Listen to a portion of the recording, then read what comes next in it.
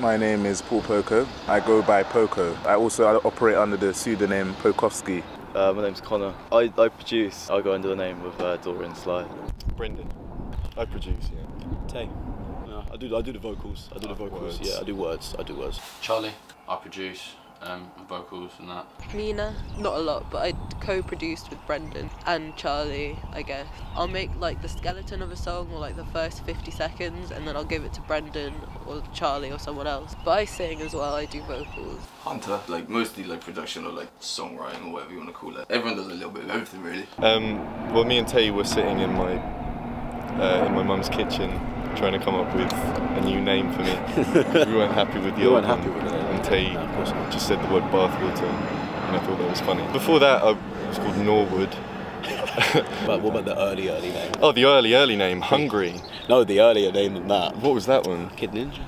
Oh, no, we don't talk about. We have to. That's the earliest name. 2008. Yeah, but yeah, that's the roots. That's where it first started. Kid Ninja. That was the. Classical music was like what I was kind of like into at a point. I kind of looked at a composer, Tchaikovsky. I kind of took the end of Tchaikovsky and added it to the end of my name, creating Pokovsky. So it's kind of like a play on words, yeah. I like the idea of like creating characters. You can create a little SoundCloud name or a different character for.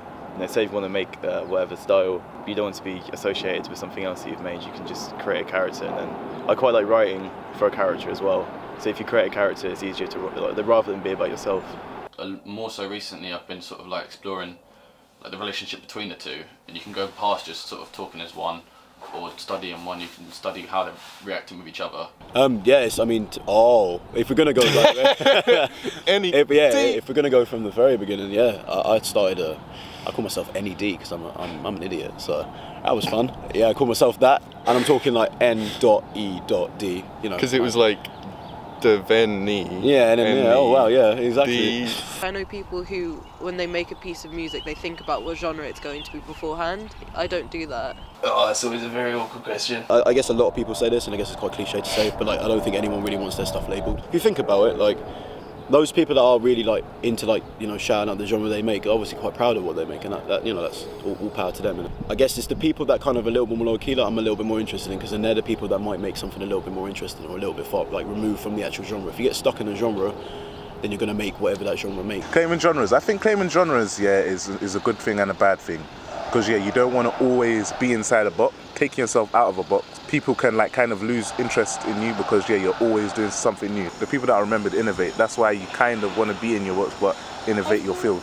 The thing about genres as well is I think genres can be kind of subjective in a way. I started getting into post-punk a lot. People get annoyed when I say post-punk because it is a broad genre and they're like, what does that mean? But I don't think it's the be-all and end-all of anything. In the beginning, a lot of the work I did was piano-based. So it was a bit like, yeah, I wanted to be a hip-hop classical type of producer.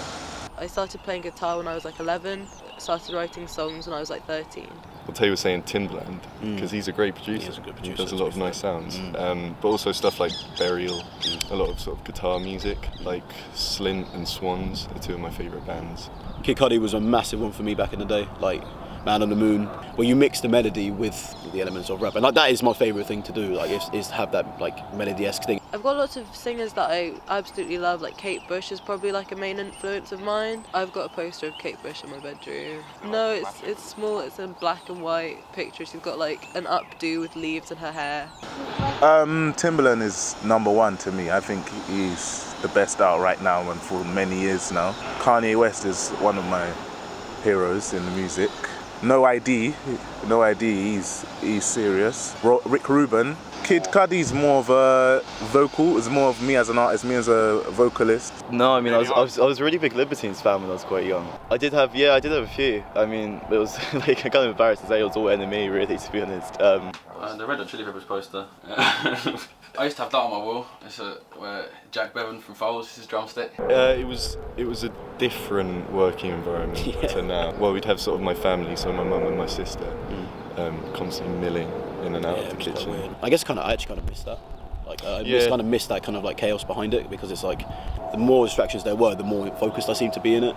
It was all done in a shed at the end of my parents' garden. It was pretty smelly, but it worked because it was ours. And then we didn't have to, like, when we first started properly making music in a band, we were like, we wanted to get stuff done, but we found you're so reliant on other people, so you want to practice, you've got to get a room. You want to do this, you've got to get a thing. And then we started, and then we started figuring out we could just do this ourselves, and then we don't have to go outside or speak to anyone. Yeah, I mean, I will a lot of the time just wake up and just, before I even have a shower or anything, just roll over, get my laptop, and make a swift beat. Definitely volume, and I would never say it's my volume. I would say other people's noise affect me when I'm doing with my creative process, as in they create noise, especially during recording. So yeah, you will have to stop, even if you're doing, it's the best take in the world, yeah, someone calling your name in the background, you will have to stop and start again. So the interesting things is like, if you're up to whatever hour, like making something, and then you wake up the next day and be like, okay, what does it actually sound like? And you have the thing, you just press play and you're like, oh, okay, well, this is a mess. I kind of see it as like a homely place for me as well. Like I see it as like, if I go in there, I just know that I'm going to see the same thing I see every time, like a kind of a messy bed, a laptop on the side, like various bits of music equipment around. With the bedroom sort of thing, it's almost like a weird space because it's half your living space, and that's where you sleep and like you do your other bits, and half a working space. So like, I would say the main thing, being able to roll out of your bed and just put something down. Just the convenience of it, I think is very convenient. I feel like it's, yeah, a lot of the stuff, yeah, it becomes organic. Because when you get to a studio, you actually have to, like, everything starts in the bedroom. That's the beginning for me. If you sat there and had an idea, and we're like, right, I've got to get to the studio, and I've seen people do that, and I've known people that have done that, and it's a bit like, it kind of takes away from it. It depends on how comfortable you find the studio. For some people that have done that for so long, that is their space. So like, them to create, you go to that space. Like, the idea of going to a studio seems quite like an alien thing. I mean, I'm sure it'd be great, but I've never been to one, so I don't know what it would be like. I mean, the most obvious answer to that is like, I'm not really big enough or like have enough money to make in a studio. But I think the main reason is I feel most comfortable there. It's nice, like in the bedroom, it's quite like an intimate setting. I think studios are important because of the hardware. I would say hardware that people can't find at home. You can find a good sound in your bedroom. It's just all about acoustics at the end of the day and acoustically treating your room. If you want to spend 12 hours making weird noises, you spend 12 hours making noises, that's not going to cost you any money. You can just sit there and just blah, blah, blah.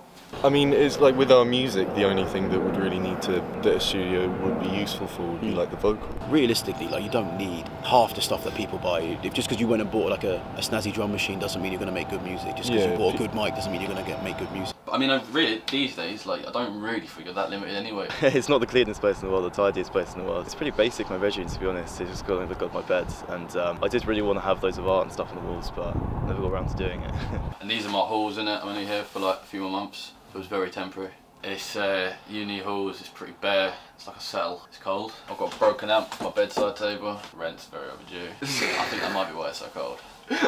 I've got a lot of music equipment, but not enough room for it, so it's all tucked away. Like everything's in a very delicate balance, and if you like want to use one thing, you've got to move something else around, and then everything falls down, and then it's a nightmare. I've got a mirror on the right, which has like fairy lights over it.